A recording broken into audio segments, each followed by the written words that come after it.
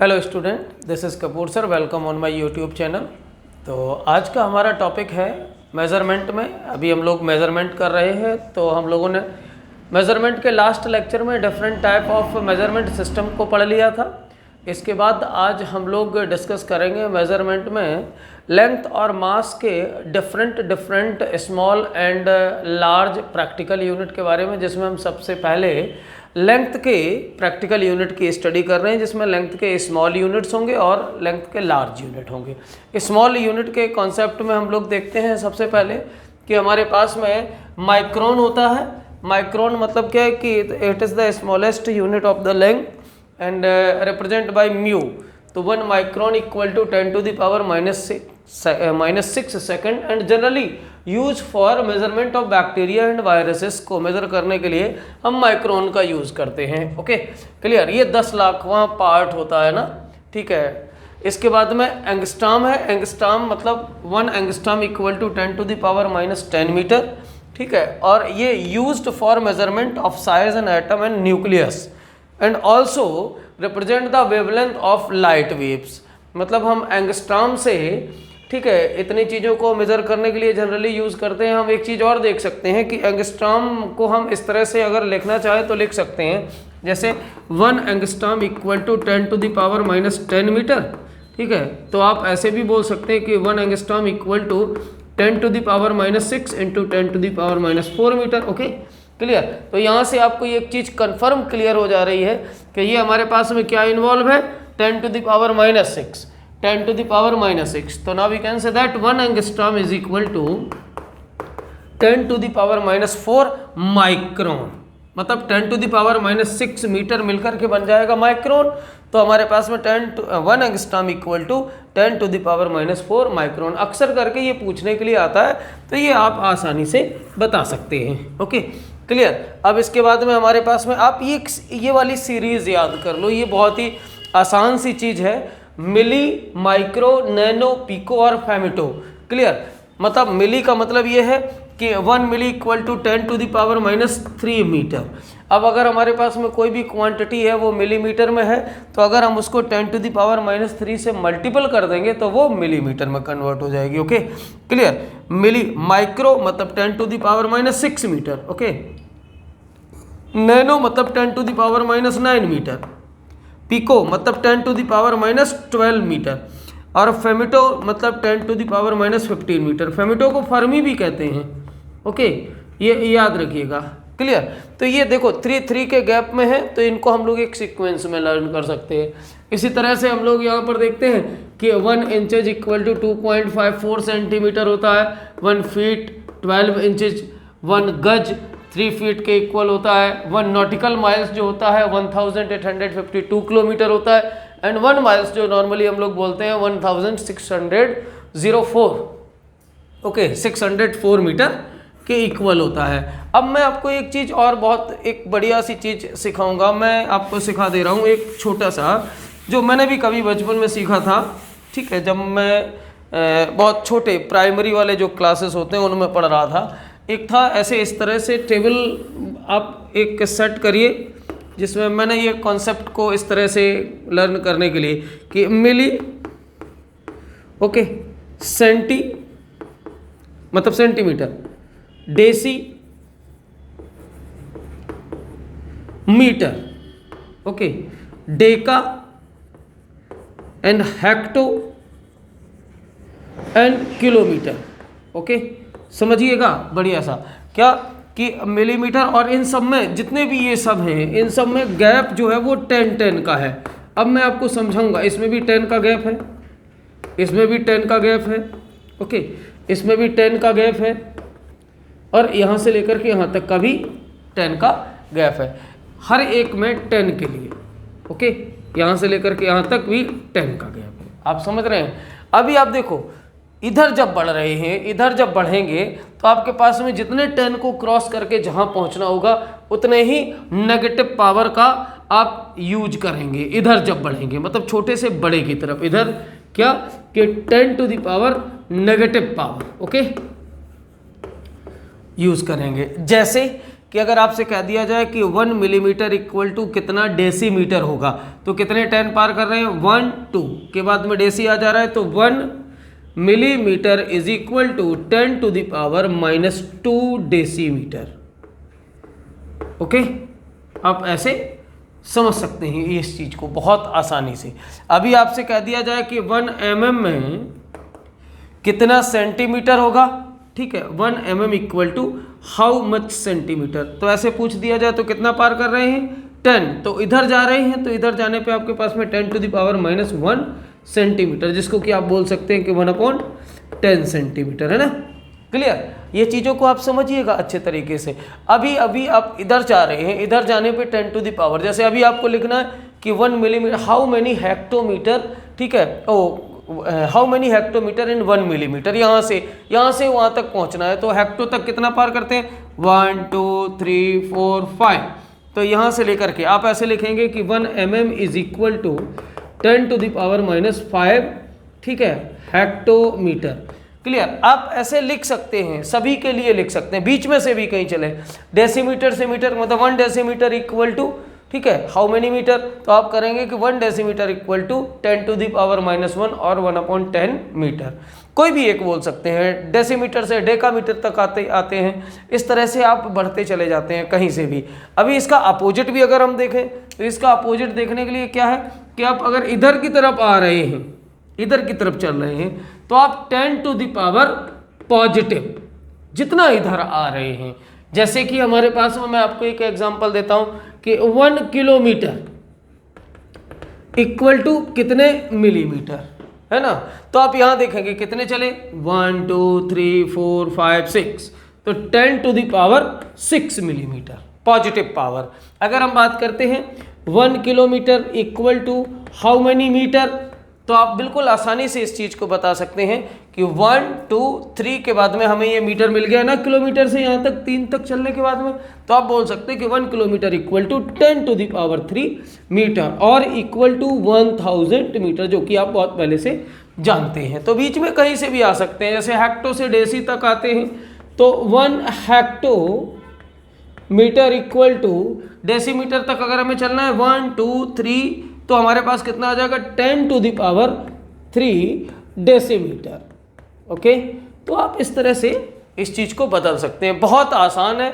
आप एक बार इस टेबल को बना लेंगे, बनाने के बाद में आप बस इसके 10 और 10 सभी हर एक के बीच में 10 के गैप के लिए आप सेट कर दीजिए, और सेट करने के बाद में आप बढ़िया सा आराम से 1-2 बार आपस में ये करके जब खाली बैठे हों, तो उस समय अगर आप कर लेंगे ना, तो ये फिर इसके बाद में काम खत्म हो जाएगा। ये छोटे मोटे चेंजेस का काम बिल्कुल एकदम से काम खत्म हो जाएगा। ओके, क्लियर, उम्मीद करता हूँ कि आपने कर लिया होगा। मैं इस चीज़ को बहुत अच्छे तरीके से आपके लिए, ये देखिए क्या है कि मेजरमेंट में इधर उधर बिगाड़ना बनाना, ये चीज़ें आना बहुत ज़रूरी है। अगर आप इन चीज़ों को नहीं सीखते हैं तो नो डाउट आपको फिजिक्स से अच्छी तरह से मज़ा नहीं आएगा। एक लेवल जो होता है ना क्रिएट होता है, वो लेवल में मतलब थोड़ा सा वो नहीं आएगा। क्लियर, वो क्या कहते हैं उसको, मतलब वो जो होता है आता है ना, तो वो नहीं आएगा। क्लियर, एडवेंचर जो होता है ना वो नहीं आएगा। तो इसलिए तो मेजरमेंट को समझ लेंगे तो ये पक्का है 100% कि एडवेंचर आ जाएगा। ओके, चलिए, तो अभी हम लोगों ने स्मॉल यूनिट ऑफ लेंथ पे बात किया। आप लोग तो अभी हमने small unit of length study कर लिए हैं। इसके बाद में अब हम लोग बात करते हैं लार्ज यूनिट ऑफ लेंथ पे। लार्ज यूनिट ऑफ लेंथ में सबसे पहले हमारे पास में आता है astronomical unit. Okay, astronomical unit बहुत सिंपल सा है, एक लाइन में आप चाहें तो लिख सकते हैं कि the mean distance between earth and sun, ठीक है, इज कॉल्ड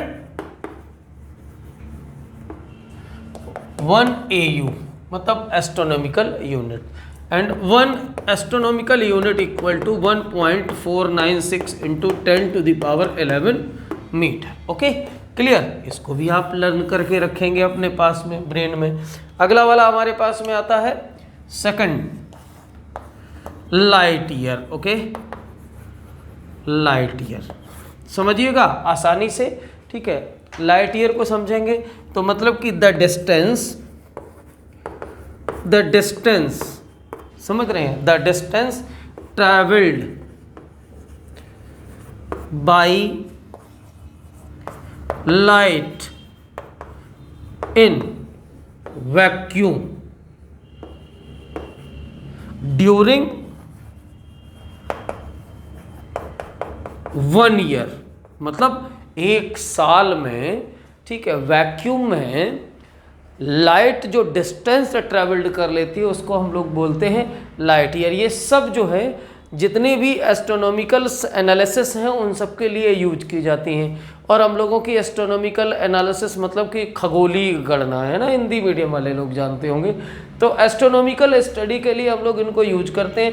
अभी 1 लाइट ईयर को अगर हम लोग मैथमेटिकली देखना चाहें तो हम ऐसे कह सकते हैं कि the distance travelled by light in 1 year, मतलब कि हमारे पास में कि 1 लाइट ईयर की अगर हम लोग बात करें तो हमारे पास में वेलोसिटी ऑफ लाइट हो जाएगी यहाँ पे, ठीक है, वेलोसिटी ऑफ लाइट। और ये हम लोगों के लिए एक अच्छी बात है कि लाइट की वेलोसिटी वैक्यूम और एयर में सेम ही रहती है, 3 × 10⁸ सेकेंड। ओके, और यहाँ पर हमारे पास में टाइम इन्वॉल्व होगा 1 ईयर। Okay, clear. दोनों चीज़ें हम लोग, ईयर को भी हम सेकंड में कन्वर्ट कर लेते हैं और वेलोसिटी ऑफ लाइट होती है 3 × 10⁸ मीटर पर सेकंड, है ना, और ईयर को हम सेकंड में कन्वर्ट कर लेते हैं। अप्रॉक्सीमेटली लगभग हमारे पास में एक जो दिन होता है उसमें 86,400 सेकंड होते हैं 1 डे में। तो यहाँ से हम लोग 365 को मल्टीपल कर लेते हैं और इन सब का 365, अब इतने ये भी सेकंड हो गए, ये इतने हुए सेकंड, सेकंड से सेकंड कैंसिल हो गया, ठीक है, ये सेकंड है और ये भी हमारे पास में सेकंड है, तो ये सेकंड इस सेकंड को कैंसिल कर देगा। अब हमारे पास में बचता है क्या कि 9.46 × 10⁻15 metre. Okay, clear. 1 light year equal to, इसको आप लगभग में अप्रॉक्स भी बहुत जगहों पे आपको लिखा मिलेगा कि 1 लाइट ईयर अप्रॉक्सीमेटली 10⁻16 मीटर। मेरे दोस्त आप याद रखिएगा इस चीज़ को बहुत अच्छे तरीके से कि ये आपके साथ में बहुत अच्छे से काम आने वाला है। लाइट ईयर क्या है आप याद रखिएगा, हम बात किसकी कर रहे हैं कि these are unit of length, ठीक है। अगले वाले कॉन्सेप्ट में हम लोग बात करते हैं। लाइट ईयर के बाद में हम लोगों का जो कॉन्सेप्ट है दूसरा है वो पैरालैक्टिक सेकंड, ठीक है। तो हम लोगों का थर्ड जो है ABC, पैरालैक्टिक सेकंड, या इसी को बोलते हैं, इसी को कहते हैं पारसेक, है ना, जनरली। क्लियर। डिफाइन करने से बेहतर है कि आप इस चीज़ को समझ लें पहले 1 पारसेक के कॉन्सेप्ट को। मीन्स कि जैसे हमारे पास में ये सन है और ये अर्थ है, इन दोनों की जो मीन डिस्टेंस है वो हमारे पास में है 1 एस्ट्रोनॉमिकल यूनिट। Okay, clear. ये हमारे पास सन है और ये अर्थ है, इन दोनों की जो मीन डिस्टेंस है वो 1 एस्ट्रोनॉमिकल यूनिट है। अब होता क्या है कि कहीं से भी ऑब्जर्व करें, जैसे मान लीजिएगा हम ये यहाँ पर कोई एक स्टार है, ठीक है, यहाँ से ऑब्जर्व कर रहे हैं, तो ये 1 सेकंड में ये जो 1 एस्ट्रोनॉमी का 1 सेकंड एंगल बनाने में जो डिस्टेंस ट्रेवल्ड कर लेगा उसको हम बोलते हैं 1 एस्ट्रोनॉमिकल यूनिट। देखिए कैसे कि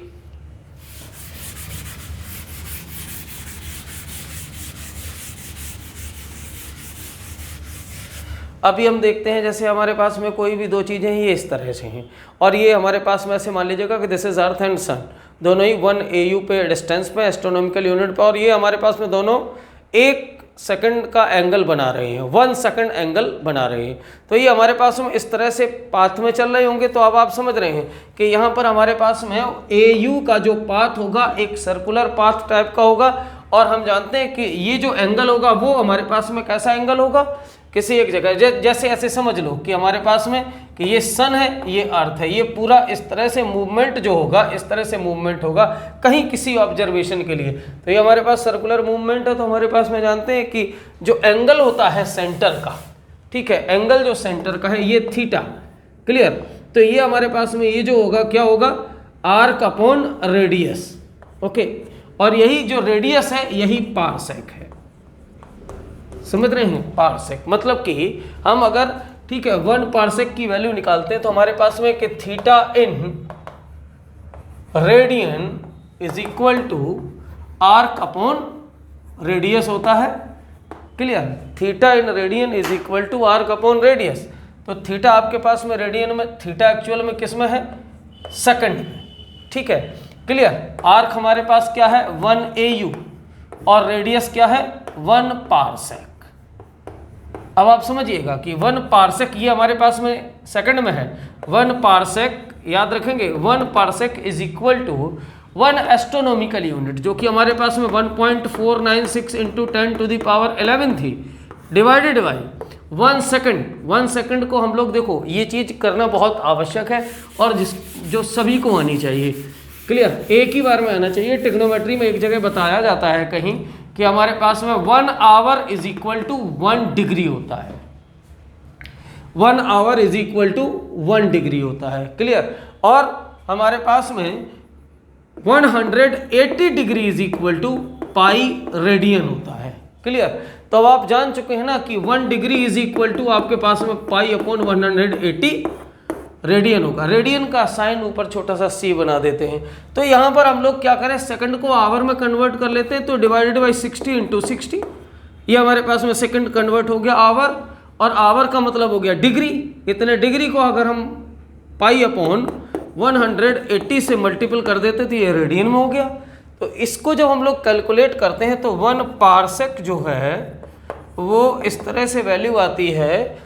काउंट कर लेंगे हम लोग, 1.496 into 180 into 60 into 60 into 10 to the power, sorry 60 into 10 to the power 11 divided by pi की वैल्यू 3.14। ठीक है, जैसे ही आप पाई की वैल्यू पुट कर देंगे और इसको जब सॉल्व करेंगे तो आपके पास वैल्यू कुछ ऐसे आएगी, 3.08 into 10 to the power approximately ये आपके पास में, ठीक है, 16 मीटर आएगी। तो 1 पारसेक इक्वल टू भी आपके साथ हो गया।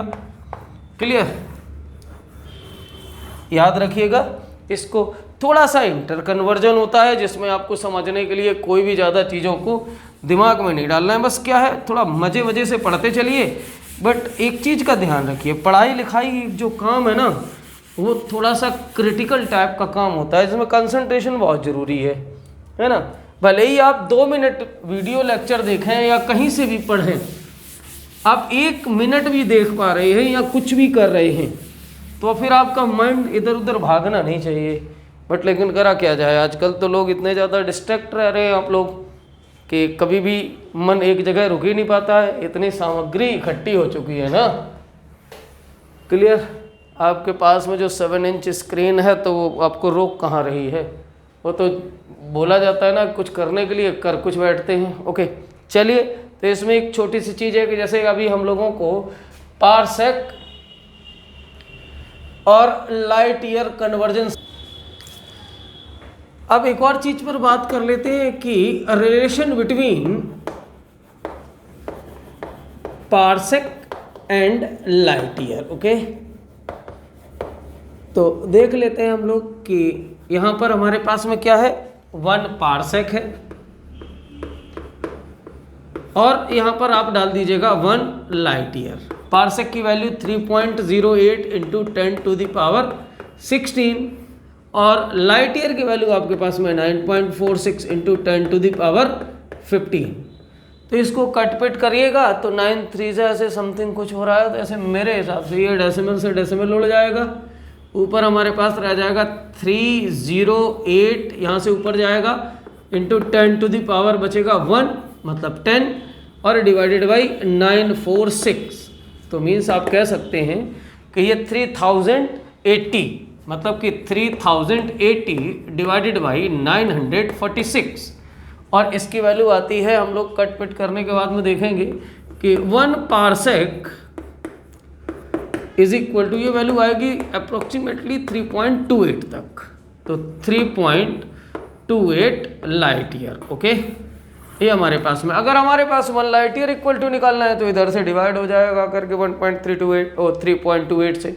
ओके, तो ये हमारे पास में ये हो गया। इसके बाद अगर हम एक और रिलेशन देखना चाहें कि a relation between astronomical unit and light year, है ना, तो relation between astronomical unit and light year, तो देख लेते हैं हम लोग 1 light year divided by 1 AU।